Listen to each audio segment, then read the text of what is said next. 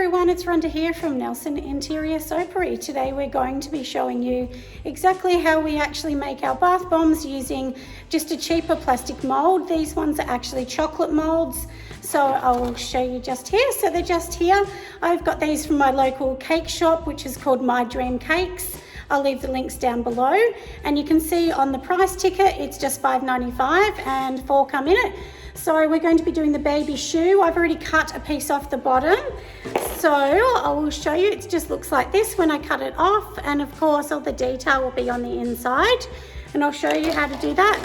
And the second one we're going to do is a bit of a dragon lollipop. So I've also cut that off, and then we'll actually be doing a bath bomb in that. Sorry, I'm looking down, but I'm just trying to grab them out of my basket.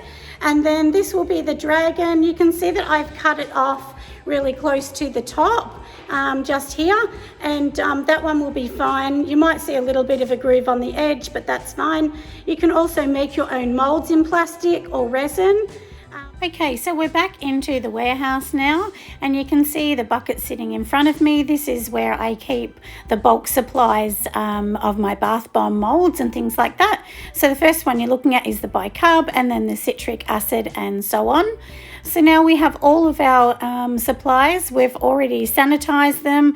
We do ours in some rubbing alcohol. So they've already been pre-done and sitting on the paper towel, waiting for the next step, which we'll show you just now. So we're going to be starting off with some boiling hot water. I just boil mine in the kettle, and it's 1 tablespoon of water in each little container. And then after I put the 1 tablespoon in there, I'm going to just be adding 1/4 of a tablespoon of the dyes that you can see. These dyes are from Sud Off. One is amethyst and the other is black, to give a bit of a mystical look to our dragon molds that you can see. So you can see that I've put the 1/4 tablespoon in there.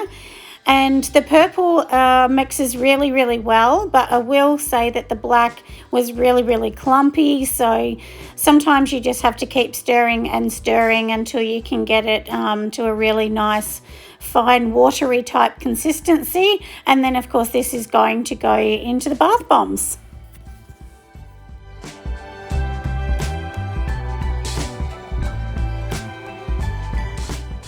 So now we're coming back to the black. I did have to undo the lid because this is brand new. So this is the black dye from Sud Off.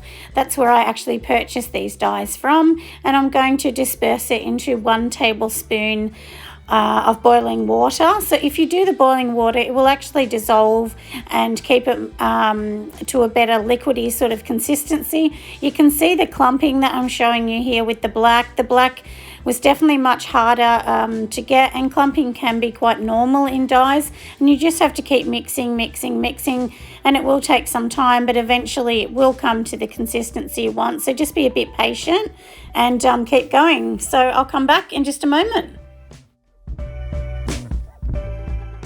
So now we've got our sanitized items here that we're going to be starting with. So we have the mixer container at the bottom, which is your steel container, and then your sifter on top.